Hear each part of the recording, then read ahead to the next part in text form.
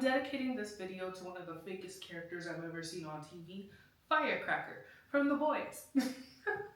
She's finally dead, and I shouldn't be celebrating, but since they introduced her and I saw what type of person she was, I have been eagerly awaiting her death.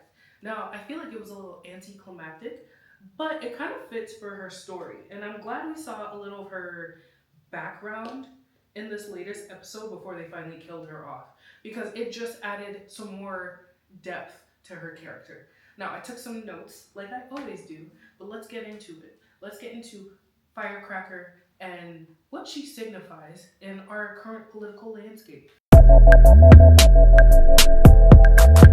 It looks like my good friend Louis, my boss, my supervisor, wanted to be part of the video, so here he is. He also is a big fan of The Boys, so he's gonna lend some of his expert insight. Firecracker, when we meet her, she is a driven, far-right soup who Sage decides to hire onto the team as, I don't know, she's given the official title of communications manager, but that's basically what she is. She helps with their communications campaigns. She is also assisting with making Homelander more popular, because that is the most important thing to him. He wants to be worshipped, he wants to be popular, and in the latest couple of episodes, he realizes he wants to be God.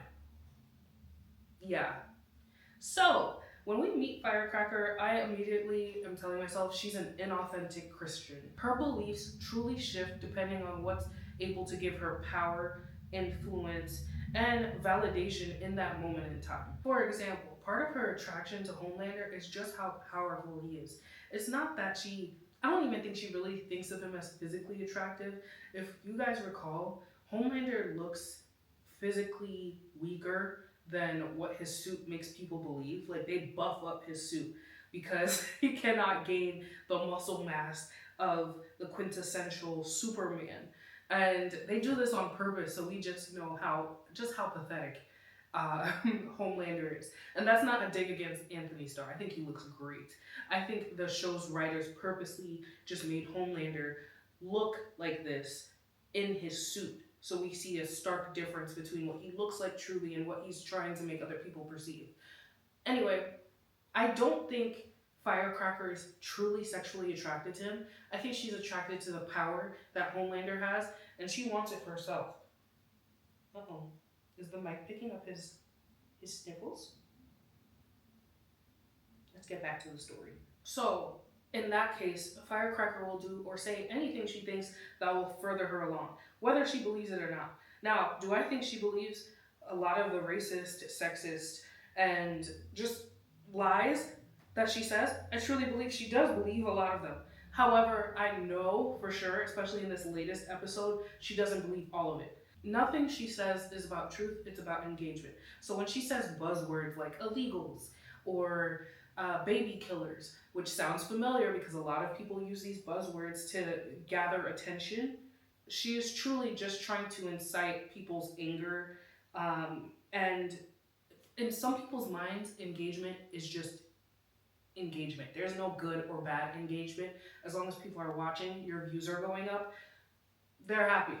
And that's Firecracker. Literally everything she says is intended to divide and provoke people. This is similar to how a lot of far-right politicians and commentators and the rise of far-right influencers speak. They are, even if what they're saying is not true, they are just trying to get momentum going. Truly, she's just feeding into the us versus them mentality. And I liken this to how I see people act around the Super Bowl. You have two teams. You're on either Team A, Team B. If you're on Team B and you meet someone on Team A, you guys will get into some spirited arguments about who's better. Some people take it too far, though, because they have a competitive spirit. And they become violent. Now, we can say this is like Starlighters, the left, versus the right, the Homelanders in The Boys. They are taking this a bit too far, and this is art imitating life, or is it life imitating art? I don't know which way you want to look at it, but you can see the way that these commentators, aka Firecracker, feed into this, they will say things like, whatever the other side is saying is not true. Whatever I'm saying is true, even without any factual evidence. And they tie this back to religion because religion, especially Christianity, you are supposed to believe things by faith, not by sight. And I feel like they manipulate that part of religion and adopt it into their own political beliefs. Crazy stuff. Anyway, Firecracker now is in a dilemma because recently Homelander decided he wants or he is God. And he's going after this new version of V that they didn't know about that will make him immortal. It will make him unstoppable. He'll live forever. There will be nothing that can kill him. And he'll essentially, in his mind, be God for real. Now, we see Firecracker look really uncomfortable when he says this, but she is too fearful to deny what he's saying. She tries to temper his plans a bit by maybe saying he's a prophet. She goes on her live channel and says he's a prophet instead. And this displeases Homelander. He does not want to be a follower. He wants to be a leader. He wants to be the person everyone looks to, does not question, worships.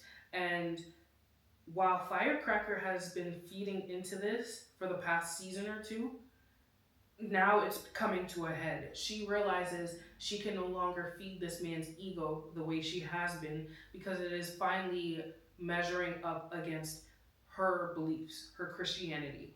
She's in too deep though. And we finally get some of her backstory. So, from what I remember of the episode, she maybe had absentee parents or, she didn't have parents at all. And a local pastor took care of her. He fed her. Even when she was feeling prideful, he would make sure she came over and had a meal, saying he just wanted her company. He took care of her until she could get on her feet, and now she's this big superstar. So when all the churches across America start getting stormed by soups because they're not converting to this new Homelander religion, he comes to her for help.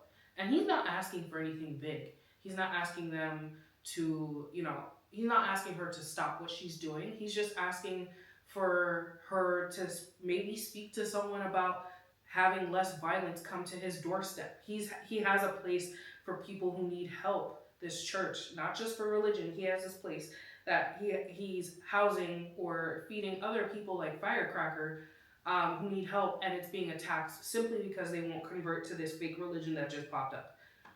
Firecracker is too fearful to say something at first, but finally she brings it up to, I think she brings it up to Homelander, like, maybe we should show some mercy. He kills her. I knew that was coming. No way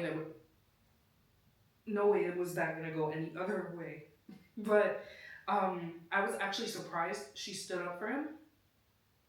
But what was disgusting about this is before she confronted Homelander about it, she went on TV and read the teleprompter, basically denouncing her pastor, saying he touched parishioners, especially children, calling him a PDF file.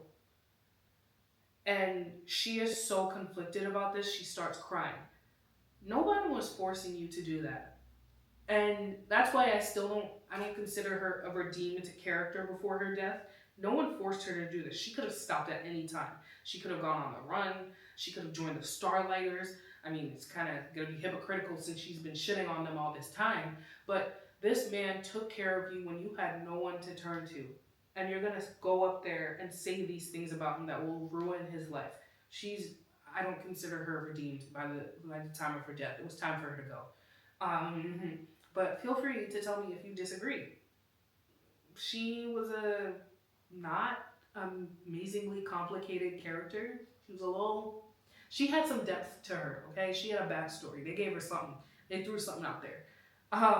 But I feel like she is a good lesson to other people who who talk the talk but don't walk the walk. Yeah. But let me know what you guys thought. What did you think about the latest episode, especially with all the point of view switches? And what did you think about Firecracker, her journey throughout the seasons? and ultimately her death.